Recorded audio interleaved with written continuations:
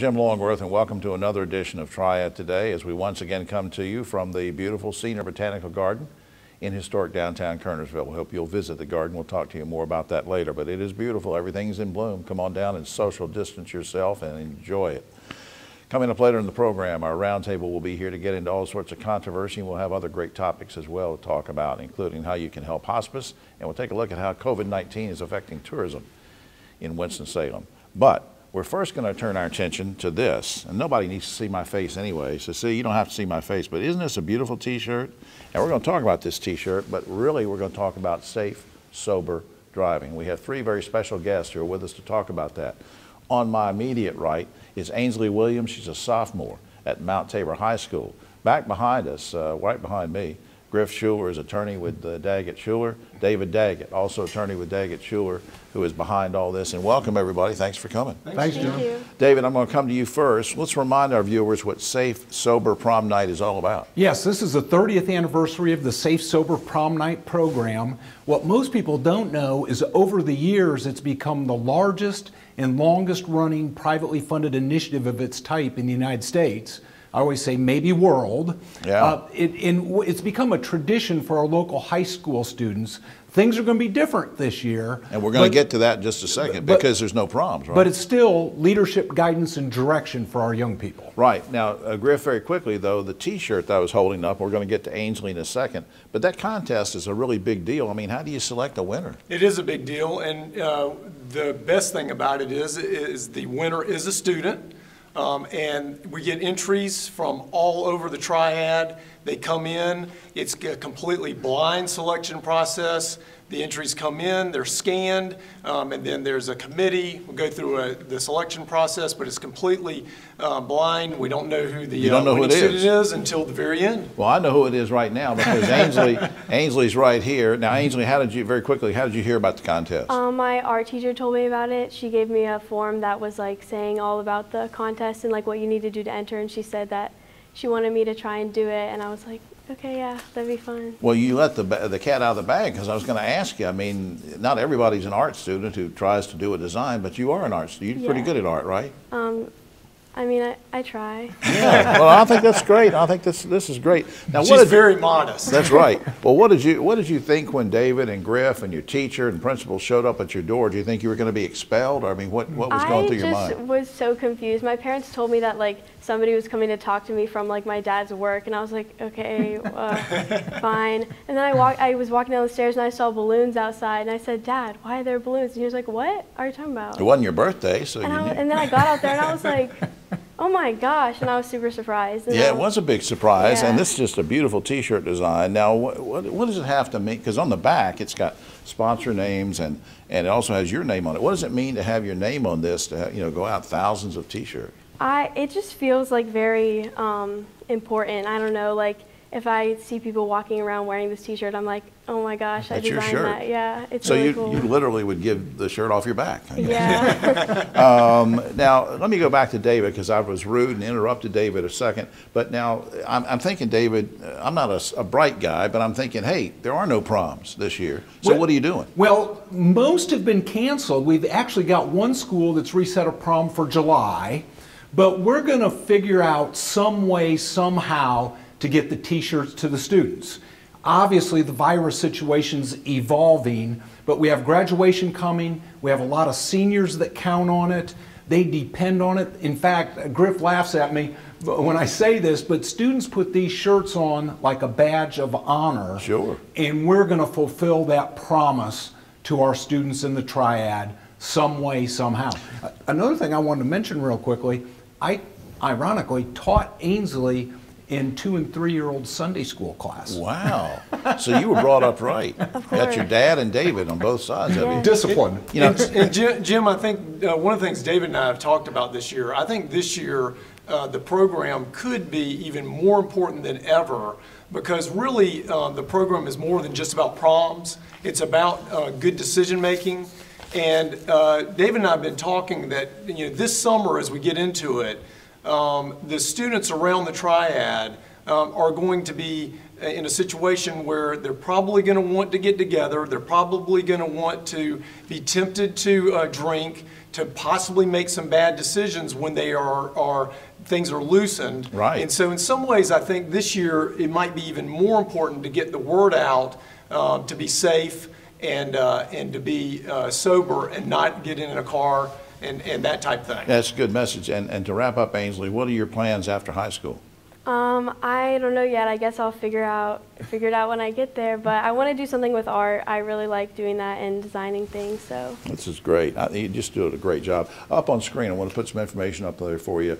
DaggettSchulerLaw.com. You can visit to see all the great things they're doing for their, not just their clients, but throughout the community. Just like Safe Sober Prom Night, you can also call 724-1234. And for David and Griff and Ainsley, thanks for all you do with this initiative, and congratulations on the T-shirt. Yeah, let's give her a big round of applause. Good job on that. Awesome. All right, we'll be right back after this.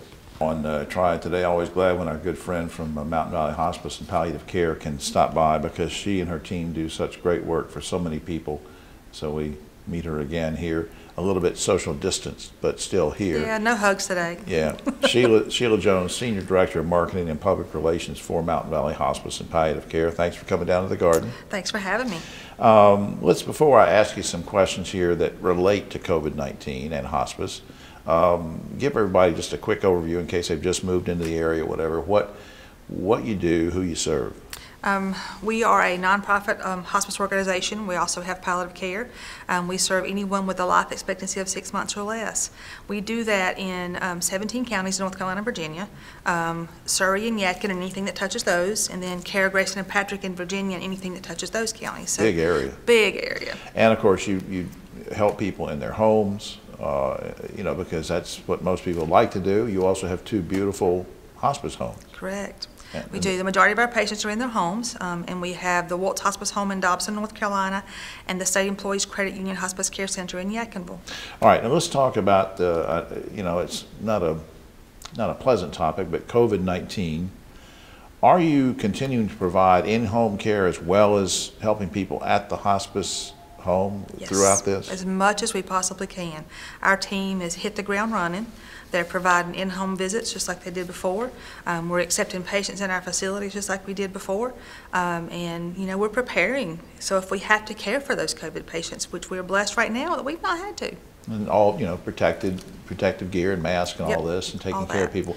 Now, speaking of accepting patients, I just want to remind, I'm going to echo something you said about being a nonprofit just a second ago, because I think it's important for people to understand that not all hospices are nonprofit agencies like yours, and what it means for patients who come to get help for their loved ones from you is they don't get turned away. Exactly. We as a nonprofit, we have a development department who does fundraising and different events and things like that to help us offset the costs. So we don't have to turn anyone away based on them not having insurance or ability to pay for their care. We provide the care, and then we come up with where that money comes from to cover it. Now, you speak about fundraising. Now, I know that months ago you were telling me about the big raffle that was going to come up. And yet I'm thinking, wait a minute now, with social distancing and everything that's going on, what's changed with the big raffle? Well, we started that big raffle. We started selling first week of March, and then the bottom fell out. And that raffle is usually done by several hundred volunteers and several hundred staff members selling tickets, and that ticket has over $5,000 in prizes on it. So we had to quickly figure out, how can we do this and still support the mission? So we were able to turn it around and do you can make a donation online, and we can send you the calendar so you can see, and if you make that donation, we will enter you into that drawing. So then just visit our website and continue to do it. And we'll give the website in just a second, but now what can I win again in the raffle? Oh, there's cash prizes and gift card, there's TVs, there's decoration, like home decor. And the great thing again is, a little bit of everything. Yeah, the great thing is when we make this donation, it's helping to support the mission of hospice. Correct. So the big difference, though, is that we had, because of having to switch gears, instead of giving something away every day in April, we decided to take March and April to sell, because we had to switch to online. And so we're going to be giving something away every day in the month, of May. Continuing through the month of May. Yep, starting May 1st. Now, before time runs out, I know you always like to, no matter what our main topic is that we're focusing on, like we're talking about the raffle here, but you always like to make sure we mention the importance of volunteers at hospice. You still need volunteers? We still need volunteers. And April is National Volunteer Month. So we actually had some banquets scheduled to, recognize our volunteers. We're blessed with them. We couldn't do what we do without them. Right. So we wanted to celebrate that. Well, of course, COVID has put a halt on that. So we switched again really fast. I'm proud of that team. And we ended up doing drive-by celebrations. So they're taking place this week and next week. How about that? Volunteers are coming by, driving by our offices. We're providing with a small gift, a thank you, and just visiting. They're ready to get out too. Well, I want to put this website up for a number of reasons. MTMValleyHospice.org, which of course stands for Mountain Valley Hospice and Palliative Care. MTMValleyHospice.org, because you can make a donation, you can learn more about the raffle, you can learn how you can volunteer, and most importantly, if you have a loved one that you're thinking about who needs the help of the good folks in hospice, you can get information there and set up a meeting to talk about that, which we hope you'll do. Sheila, thanks for doing this. Thank you. Thanks for having me. Enjoyed it. We'll be right back. Now on to Triad Today, and I'm so glad we have this special visitor with us to talk about something that may or may not be pleasant, because we're going to refer to COVID-19 and the effect it's having on tourism and the hospitality industry. But I can't think of a better person to help us through this topic. She's with me right now. And we welcome Marquita Cole-Kiefer, who's Director of Marketing and Communications for Visit Winston-Salem. Welcome. Thank you, Jim. It's nice to be here. Beautiful garden, isn't it? Oh, it's gorgeous. People can see, we've showed some shots earlier of that, but we have some beautiful plants in here. We thank them for that. Look, before we get going on this COVID-19 effect, let's remind folks who may not know, what's the mission of Visit Winston-Salem? So Visit Winston-Salem is the Convention and Visitors Bureau for Forsyth County and the greater area. And what we do every day is try to tell the good story about Winston-Salem, Forsyth County, why you should bring your meetings, conventions, sporting events, tournaments, and why you should just come here for a great getaway. Yeah. Stay in our hotels. Even a vacation for the family? Absolutely. All right. Every day. Let's talk about the effect of COVID-19. I know it's not a pleasant topic, and we have people suffering with it. We've had deaths occur, and so that's really serious, we know. Right. But how has it impacted the hospitality industry in Winston?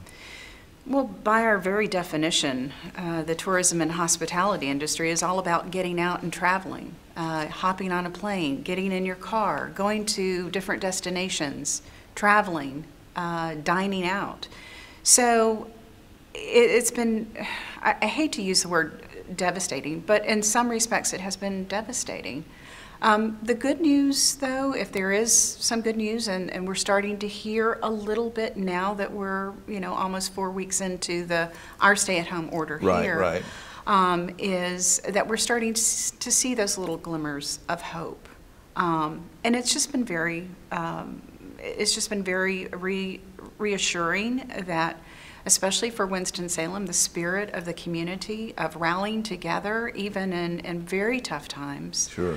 How have you changed your messaging, because you have this aggressive marketing plan? Come on, have your conventions here. Come on vacation. Let's do a big tournament. How's the message changed during the stay-at-home thing? Well, we like so many other of our destination partners throughout the state and quite frankly around the country, have paused our traditional advertising, and that's out of respect. Sure. Certainly. But we haven't been quiet, though. We were very purposeful in having thoughtful communications to keep in touch with our customers, our clients.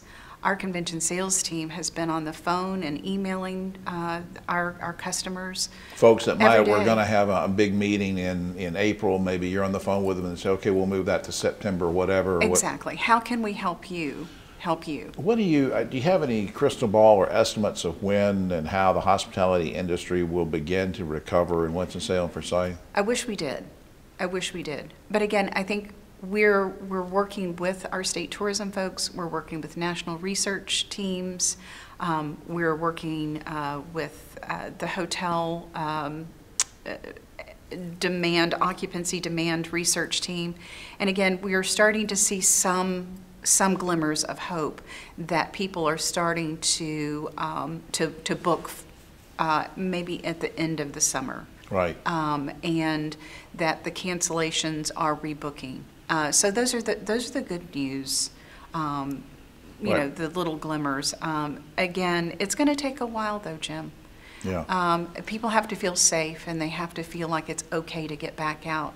But I think Winston-Salem's prime position for that leisure getaway or even a staycation. This is the Sure. first time we've ever talked about, should we talk about to the residents, we know you have this pent-up demand to get out and travel. Right. You've been inside and you want to get out. Yeah. So this is your opportunity to do so. Absolutely. Well, I appreciate that. Up on screen, I want to put this up there. Visit WinstonSalem.com. For the radio listening audience on WSJS, I'll say it again, www.visitWinstonSalem.com gives you all sorts of information and updates that you can follow up with that. Marquita, I appreciate you coming over, and I know it's just you and Rich Geiger are just working yourselves to death to try to figure these things out, but you're going to get it done. I appreciate your work. We are. Thank you, Jim. All right. We'll be right back after this. Today, and this is a segment for art lovers and art appreciators. I'm not an artist. I have no artistic ability like my dad had, but I appreciate it. So this is going to be an appreciation segment and an awareness segment. We have three fine guests with us to tell you about a big initiative going on in this area. Next to me, Joy Vermillion Heinsohn. She's Assistant Director of the Z. Smith Reynolds Foundation. Dr. Betsy Towns is Project Director of something called the Present Absence Project. We'll find out about that in a second. She's also Assistant Dean in the Division of Liberal Arts at UNC School of the Arts. And Owens Daniels, local artist who is involved with this Present Absence Project. And we welcome all three of you. Welcome. Thank you. Thank you. I'm going to start with you, Joy. Remind us of what the Foundation's Public Art Initiative is all about. Thanks. So the Z. Smith Reynolds Foundation is supporting an initiative called the Inclusive Public Art Initiative, and it is aimed at telling the untold or undertold stories of communities across North Carolina, especially stories of women and people of color. So we have 10 grantees across the state of North Carolina, and they are here today representing one of those. I think that's great, and I'll ask you a little bit later on about when somebody applies for this and that kind of thing. But I want to go to Betsy first. Now tell us about your specific project and how it sets other projects like this. Why is it sort of apart from that and very unique? Well, from the very setup that the Z. Smith Reynolds Foundation established, it was quite different. Typically, a public art project starts with a big wall or a traffic circle or a location that might need ornamentation. Right. In this case, it's about stories, and it's a recognition that by choosing the big prominent walls or the big traffic circles, you're not necessarily spreading the power of public art everywhere. So in this case, we have the question of what story needs to be told, and that starts us on a completely different track. So in this project, we were curious about where history had been erased by change in the city and how we could make that history visible. And because I couldn't do that alone, or I or my fellow faculty members at Winston-Salem State and School of the Arts couldn't do that alone, we immediately brought in a large coalition of people who were really the carriers of history in the community, who knew those stories. And very shortly after that, brought in Owens Daniels, who's so good at revealing the power of individual stories. Owens, I think I read online somewhere that you talk about how you involve community voices in what you create. Tell me about that. Yes, what I try to do is I try to use visual language to try to communicate something that has happened before to the people who are involved in it now. Whenever you're telling people's story, what I try to keep in mind is I'm not just talking to myself. There's an audience out there, particularly young people in the generation before me, that really needs to hear that conversation, so it gives them a clue to who they are in their history and their culture. And tell everybody what you're doing then, in case they don't know about this. Is it a mural? Is it a painting? What are you doing? What I'm doing is creating a 25-foot by 25-foot collage of a combination of varied pictures from the community, particularly the old hospital, which is the KDB hospital, right. as well as other parts of the community like the fire station, the merchants that lived in that area, that make up a complete visual picture of what that area used to look like and what does it look like now. I want to finish up with Joy for a second, and how can people learn more about this and get involved? And is there a deadline, say, for 2020 or whenever the next cycle for people to say, hey, I think I'd like to do what Owen's doing and take a shot at it? Tell me about some of that. Yeah, so the best way to learn more about this initiative is to visit our website, which is www.zsr.org. Okay. You can learn a lot more about the various projects there. We do not currently have slated another round of this initiative. So we don't yet know whether this will be a one-time initiative or whether we might do it again, but there's no other opportunity to apply at the moment. But I like what Owen's doing, so we've got to do it again. That's right. No, I think that's great. And I think we're going to try to get a website up there too for the project Present Absent. It's pretty long involved. I don't know if people can read it, but it isn't at cdiwsnc.org project/present absence. Did I get that right? Correct. You got that So if you can right. read all that, and I didn't mangle it too badly, that's what you can do to find out more information. And again, as Joy said, zsr.org is a great website to go to. I just think what you're involved in is great. And the key to it too, Betsy, we have a few seconds left, is this is a permanent thing. This is not, all joking aside, it can't be something that you can just tear down or whatever. It's got to be a sculpture or a mural, right? That's Something right. like that. A highly visible, highly public location, and also backed by a lot of the research that we found, which will be available at that website online. I think that's great. Now, when can we see all your stuff, Owens? You can see all of my artwork at www.owensdaniels.com. All right, there you go. Thanks for all you do. Appreciate it. Thank you. We'll be right back after this. On Triad Today, and a reminder that we're here at the beautiful Senior Botanical Garden in downtown Kernersville. Hope you'll visit the garden. Be socially distant when you do it, but have fun out there and look at all the beautiful tulips and the daffodils. SeniorBotanicalGarden.org if you want to check out more information there. And also check out Yes Weekly. It's free. It's available just about everywhere, and it's also online. And now to the roundtable. Three guys that have never charged you for their services. We don't really charge to give this information, do we, Ogie? All free. To my right, but always to the political left, Ogie Overman, the great broadcaster, journalist. Way up and socially distant behind me, David Daggett. Daggett Sheila, who you saw earlier in the program, talking about safe and sober driving. And way over in the back is Keith Granberry, the man that handles all of Richard Burr's stock transactions. You may not know that.